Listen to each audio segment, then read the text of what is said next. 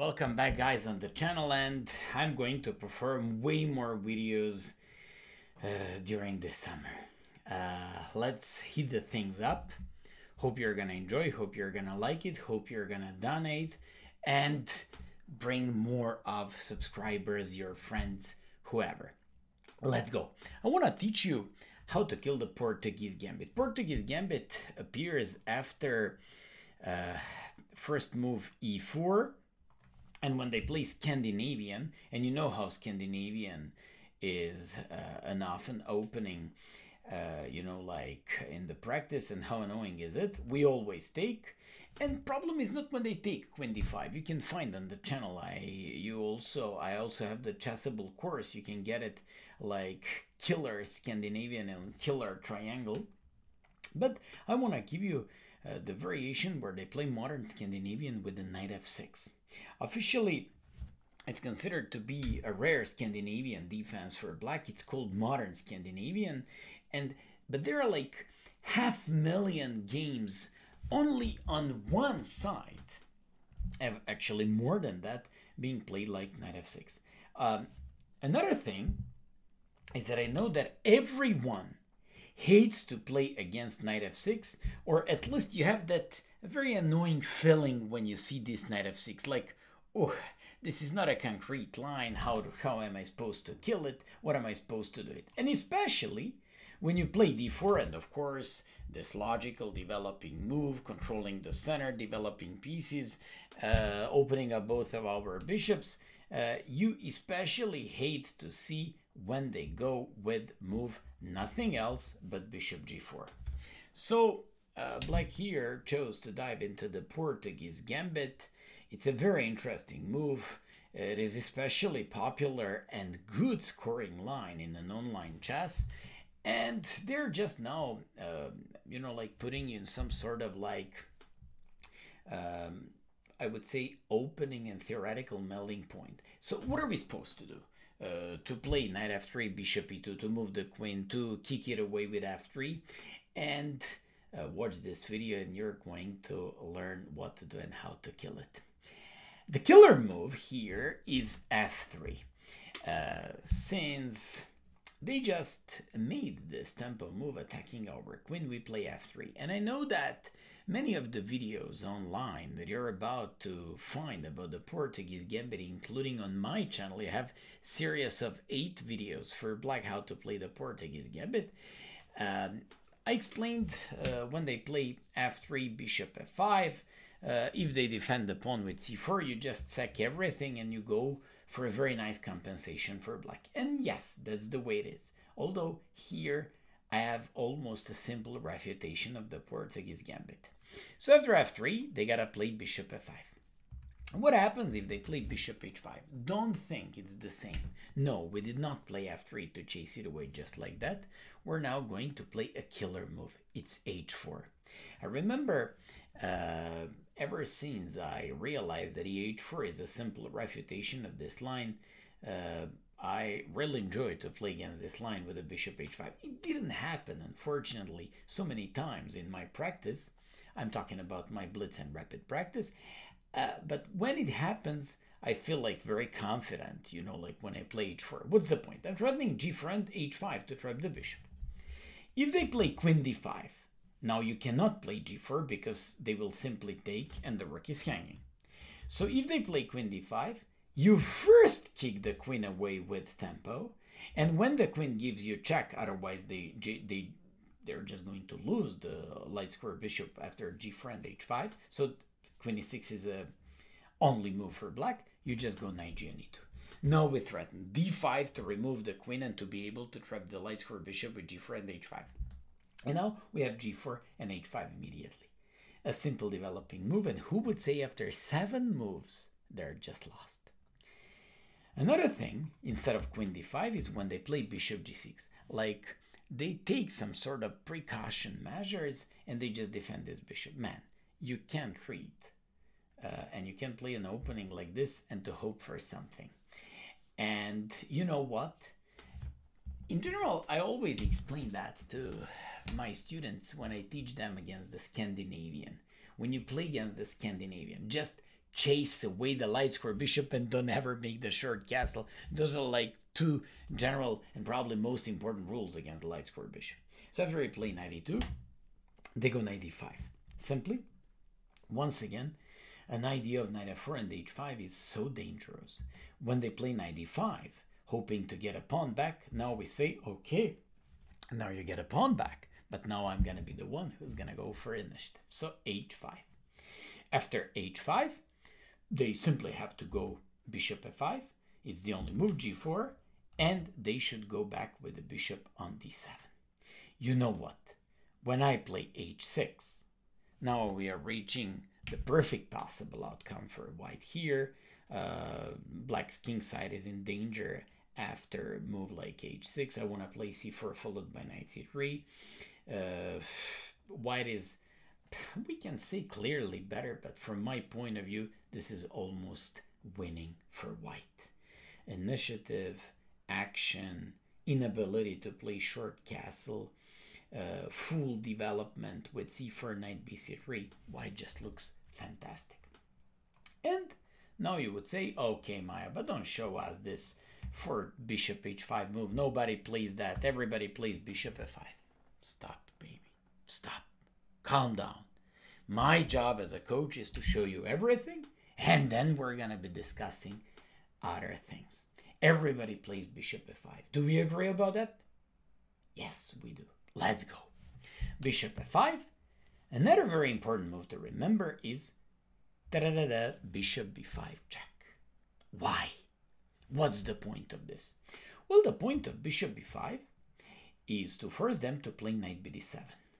The other day, I was on the swimming pool with my son in Egypt, and we just spoke about this line. I just showed him a game of my student. Excuse me, I forgot who was with the white pieces, and he just told me that he won all these games like that. And I remember it was Tough who actually played a game like this, and he said, Maya, look at this one. You know, the streamer and the commentator of the melee game. And after bishop e5, the point is, why? The point is, if they bring the bishop back now to d7, it's a simple chess. It's an easy chess. Now you bring the bishop back here, and you say, I'm up a pawn, buddy. I'm up a pawn. You won't be able to easily get the pawn back. So now if you go back with the bishop, now you just play knight c3 and say, hey, how are you going to get a pawn back? So it's not easy thing. Another thing is if they play c6. Whenever I, in the past, saw this c6 move, I hated this variation so much. But do you know, when are you going to hate these lines? Until you check this video. So when you check this video and when you finish with this, you're going to say, thank you so much, man. You're the best. And I will just say, I know. So what's the point? c6, you take. Now they have two options. Queen a5, which is still gambiting style, or knight c6. Knight c6 is stupid and looks so logical. Blake tags the pawn, and he just wants to get some sort of, let's just say, initiative for the given pawn. We play c3. For what reasons? I want to avoid any kind of queen a5 check to blunder something. And I want to simply over-defend my pawn center and the pawn on d4. So when they play like queen b6, if your intention is to play long castle and break me with e5, yes, I gotta be honest with you, it looks terribly difficult, dangerous, and annoying for us, but only at first glance. They also threaten the bishop with tempo. So you play queen a4, pinning this knight on c6, and defending the bishop on b5, and removing from the pin when they play long castles. At the same time, we're now having some better, like pressure against the knight on c6. They go e6, and we go knight e2, and they go a6. So simply, the message that they're sending here is like, what are you going to do? Are you going to give up the bishop pair? Yes, I am going to give it up. So for what? For the sake of, like completing my development. So if b takes c6, I'm just going to play knight a3, develop my knight on c4, and I'm going to clearly be up a pawn. and my knight is heading for e5. If you take by queen, I'm just going to exchange everything, play that knight e2 move, and I'm up a pawn. Do you have some sort of compensation? No, you do not. Why? Because one might say, okay, Maya, but he's gonna open up the game, and you always keep mentioning in these videos, open up the game when you have the bishop pair. Yes, but now I have knight b3. And I'm threatening to take on c5. And when you take on d4, I'm just going to recapture by knight, and I'm just gonna be a lot better. Because of that, in these positions, when you play like d takes e6, I'm of opinion that simply they have to go with something like knight c6, c3, and instead of queen b6, which looks very, like annoying, followed by long castles and e5, which is refuted by that queen a4 move, they should go with e6. From my perspective and point of view, it's a very logical thing because they complete development and they just want like full activity of their pieces. After a6, knight e2. I believe when you play this move, knight e2, you kind of look safer. I want to play the short castle, complete my development, and somehow I have a feeling that with now pawn on c3, since I committed some sort of weakening of the dark squares when I played f3, now I need this knight e2 followed by short castle very fast. Once again, if they play queen b6 with idea long castle and e5, I play bishop a4. It's very important to keep the knight on c6 pin. Why? Simply, if in this situation they go with some sort of like anything like bishop e7, you just go knight a3, and you want to go with your knight on c4. Just like you see when the queen stands on b6, that knight d2 followed by knight c4, or knight a3 followed by knight c4 idea is one of the most important things to be remembered there. Another thing is in situations when they go with nothing else but bishop d6 to break in the center, and it's a very natural developing move, we just go knight e2.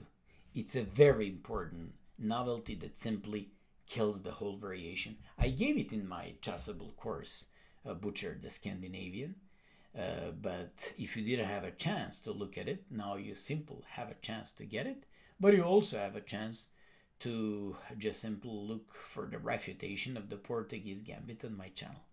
So bishop d3, this is absolutely the most logical thing. Look at this, they play queen a6. They want to avoid knight c4. I don't care, man. But now I'm going to play short castle. I put my king into safety. You don't have any kind of, like compensation. Any bishop d3, I'm just going to face with rook e1 and play next, not immediately. First knight f1 and then knight f4. I can even play bishop c2. Absolutely not a danger for us. So when they play bishop d3 to simply prevent knight c4, bishop c2. We're still aiming for knight c4, and I'd like to exchange the light square bishops. So when you say, but man, I basically want to stop and prevent your knight c4, I say, I don't care, but now I'm taking advantage of having my bishop on c2 and go all in onto the king's side. And don't forget, I was defending all the time. All of a sudden, I'm the one who's in the full control of the game, and with a knight e4, I'm just going with some sort of action. So after knight e4, bishop e7, f4. Such a difficult move to understand and remember here. Makes absolutely no sense. First of all, you can forget about all kinds of breaks. Yes, we've just created like a potentially weak dark square bishop because it's not going to be able to move anymore. But I'm willing to play bishop d3, exchanging the light square bishops and get rid of pretty much annoying bishop on a6, which looks pretty nice. Nicely placed for black there. And afterwards, when I play knight f2, knight e3, and go with the knight on e5, absolutely taking full control of the e5 square, getting my knight back into the center, and I'm just going to be easily much better because I'm up a pawn. So what am I showing you here? I'm showing you refutations and what to do when they try to come up with some sort of compensation. If they play bishop d6, knight e2 immediately. Once again, that crushing novelty. Once again, that knight c4 famous idea, and bishop g5. What do you want? You're up a pawn. You remain the clear and healthy pawn up. You complete development of all your minor pieces. You just have to make sure castle afterwards. You can chase that light square bishop away with the knight a3 when I'm laid a short castle, and this is such a simple game afterwards. And finally, let me just show you what to do if they don't take. So don't forget, a knight c6, you kind of refute with this hyper solid c3 move. It defends, overprotects the pawn on d4, gives you some queen a4 ideas afterwards, gives you some bishop a4 ideas where the queen on d1 is going to defend that bishop, and gives you a fast knight e2 short castle, and also knight d2, knight a3 ideas where the knight is actually heading for the final c4 square. What happens if they play queen a5? A very annoying line at first glance, but I have a beautiful novelty that was only played twice on two sides. I'm talking about chess.com, of course, and Lee Chess. And look at this. You play knight c3, defend, of course. You got to defend the bishop. They take on c6, and you play bishop d2. You cannot even imagine how many times I played games like this. And in my bullet practice and in my blitz practice, I gotta be honest with you and to tell you that here I felt that something went extremely wrong for me. And then while I was making my course, Butcher the Scandinavian, I found the following sequence. Ever since then, I'm winning all my games. And I found that up to the moment when I made that course and I'm showing you this analysis, only few games were played like this. d4 obviously is hanging. You go with bishop c6 and you say, I am no longer going to have problems with it. And now all these guys will say, oof, this is so good. Now we have the bishop pair. He's having the king in the center. He's having this weak pawn. I don't care about the c6. If I cared about the healthy pawn structure, I would play some boring Rai Lopez. I wouldn't play the Scandinavian Portuguese. But the key move is coming now. And now you send them home and you say, I got a keys of the great line here. And I got a keys of the refutation of this Portuguese Gambit, baby, not you. It's f4. What a beautiful move. I know that you would never play this in your games, and that's why you have to learn from Big Maya. f4. What's the point after f4? So if they take by rook, you just develop your knight with tempo. You just jump with knight with tempo, threatening on f7, threatening knight c4, go home, baby. Then you say, okay, I can't take it. What if I move my queen back to b6, threatening both the d4 and b2? What did you say? I don't care, man. I'm going to defend the central pawn. I'm going to take control of e5. I'm going to complete my development. And in case you take, I'm going to go for a counter gambit. I sack one pawn back. I'm going to sack another pawn.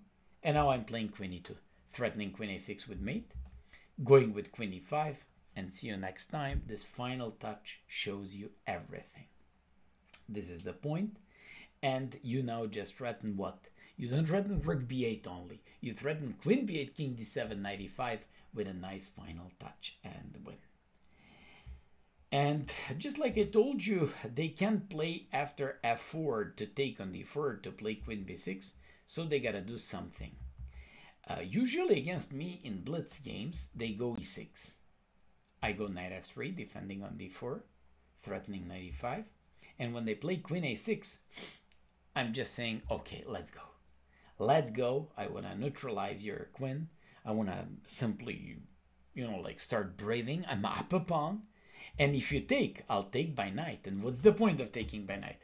That you can't take on c2 because I'm threatening knight e5, threatening rook c1, going for both f7 and c6, and see you next time when you learn these lines and when you simply figure out that all these guys are just watching the best channel on YouTube, the Butcher, and how to refute the Scandinavian line. So after f4, lots of guys played c5. c5 looks like a pretty direct option because they are just attacking the pawn on d4. So it's incredible. They can't touch it and they can't take it by a rook. They shouldn't play queen b6 because of knight f3.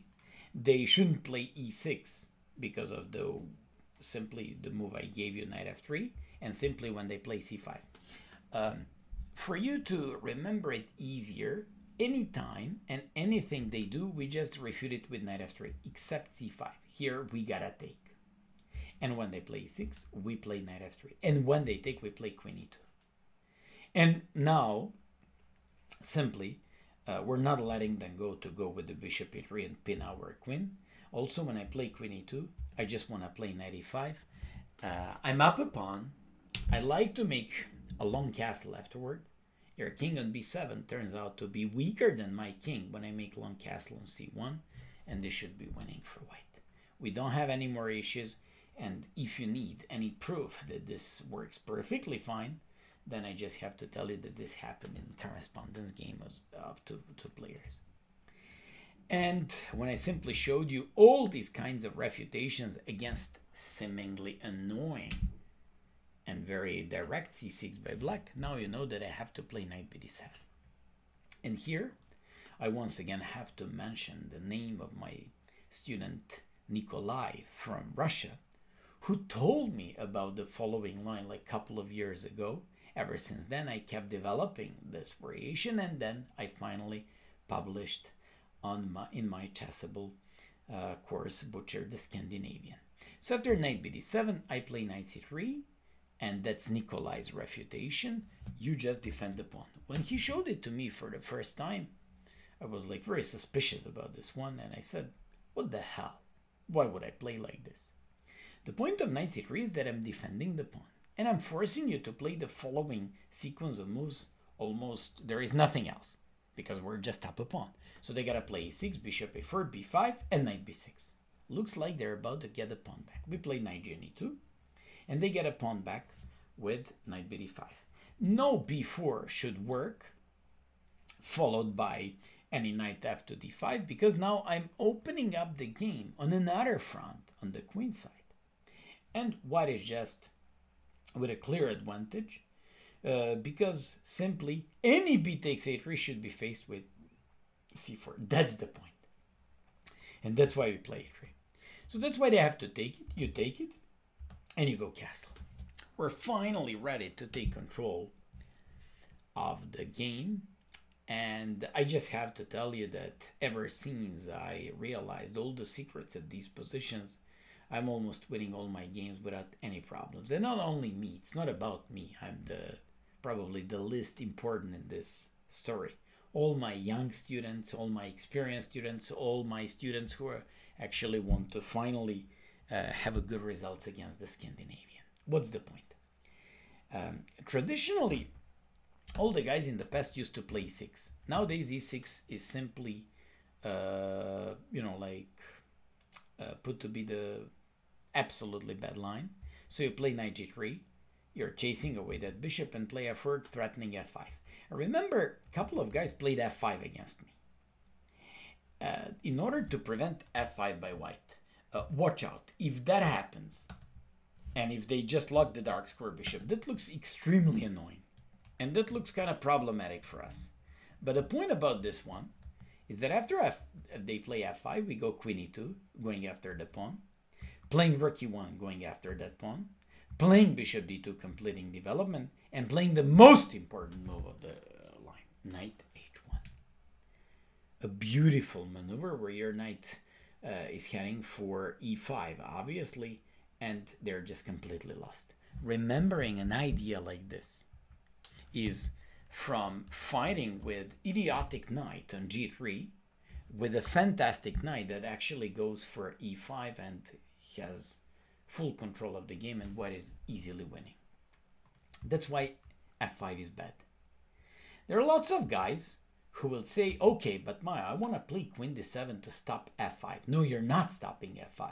And this is exactly how tough my student Christopher gave me an idea to make this video. He played f5, queen f3, and afterwards he's just taking on f5 or opening up everything or threatening this knight, and you're just completely winning. Faced with the double attack on d5 and f5 pawn, black cannot defend both, and 97 doesn't work because rook is hanging on a8. So this is technically winning position for white. And finally, those who play bishop e7 to say like, oh, let me just cool off and make some castle because this looks difficult. Well, things are about to get even more difficult. We play f5, capture by knight. By the way, you cannot play castle because we play bishop d5. This one in 97, I won 2 games like this, even against an FM. And after bishop f5, rook f5, knight f6, killer move here is queen f3. I especially like it because they can't play queen d4, bishop e3, and after queen e4 because rook was hanging and the queen was hanging. I won 2 games like this with rook f6. So after queen f3, they gotta go castles. You play c3, and all you need to remember is the following plan. First of all, you have 4 against 3. You have the bishop pair.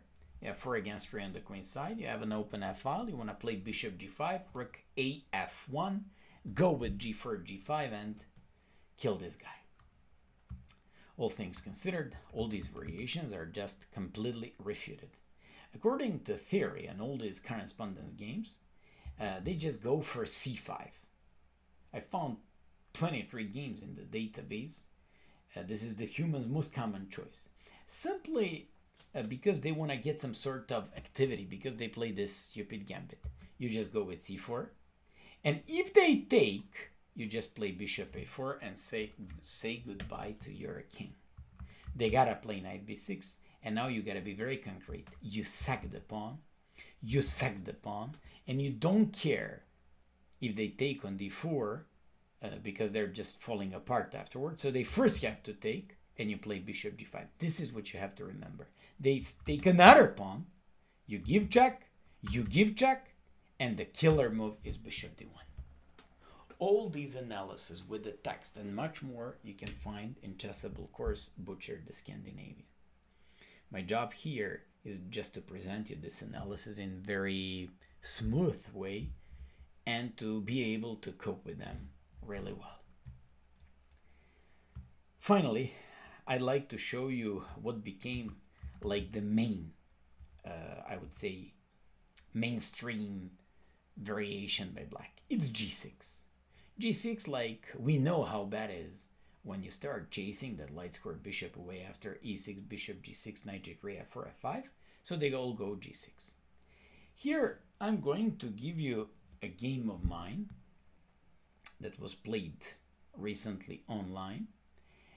And I just want to show you a game of Grandmaster from Cuba who won this game, Gonzalez Vidal, who won this game very nicely thanks to the following plan. He played knight g3, bishop c8. They all have to defend this bishop, and you go with this knight on e4. This knight naturally controls c5, but sometimes it goes on c5, goes on d3, where it's going to even more naturally defend both and control both, e5 and c5. After like bishop g7, rook e1, castles, crucial moment of this variation is when you go c3, bishop g5, and when you challenge them with a4. a4 is crucial moment that I insist so much on. The point of a4 is to play on both sides of the board, not to give them an easy development, to all the time simply put some pressure on the queen side and the pawn on b5, while at the same time knight on e4 just controls the c5 square. And that's what you have to remember, and that's how it works.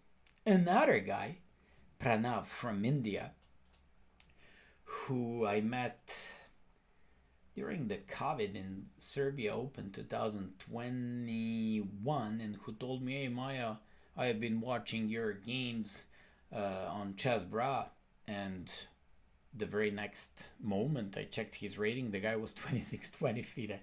So you really learned well from my games. After like knight g3, bishop c8, knight e4, I just want to show you something that I had here. Bishop g7. The thing about this one is if they don't go for development like this, but if they just try to play some sort of bishop d7 and stuff like that, it's not going to give them. Bishop d7 doesn't work because d5 is hanging. They gotta play bishop c8 to give up the light square bishop. It simply doesn't work. So playing bishop c8 is almost mandatory. You played knight e4, controlling c5, and I remember a game of mine played like very, you know, like recently. It was knight e4. Actually, let me just see. I don't wanna make any kinds of stuff like this, but let me just find that game somewhere. Problem is, how can I find it on phone in such an easy fashion? I play like a big number of games, but this one you're gonna like really a lot, and sometimes you have your good days. I found it. The guy was an FM, and after, like, you see, I'm not making these lectures like you have to have everything prepared. You just have to give all the lines like that. You just sometimes have to improvise, and I believe it's way more interesting even for you. So I find it on my phone, 94. The guy played e6. Don't ask me why did he play that. He probably saw something about bishop d5, knight f6 ideas. I played rook e1, very sneaky move. I'm threatening bishop d5, queen d5, knight f6, or bishop d5, he takes d5, knight f6, double check, mate. So the guy played bishop e7, probably sending a message, Maya, you won't be able to beat me up like a patzer. I'm not a patzer. Are you sure? So I said, you want to make castle? Dream on, baby. So I played bishop h6. The guy played bishop b7, and now Big Maya plays a4. I like a4. I'm challenging him, and a message is very clear. Decide what are you going to do after a4. Are you gonna defend on b5? Are you gonna push b4? In which case you make my c4 easier afterwards. I played first a5, threatening bishop a4 to win on the spot. He realized what my threat was and played bishop c6. I played c4, kicking the knight away, and he played b takes. He played rook b8, not filling the point of this variation at all, and I played c4. He played knight b4, and you know how much I like to play for initiative. I played d5, chasing that bishop away. I don't know what was he thinking during the game. He just captured, and ta-da-da-da, boom, checkmate. Hope that you enjoyed this lecture. I showed you like a whole bunch of variations how to refute Portuguese Gambit, and let's hear about your experiences against this line. Thanks for watching, and stay tuned and follow the channel much more because the real things are coming. Bye bye.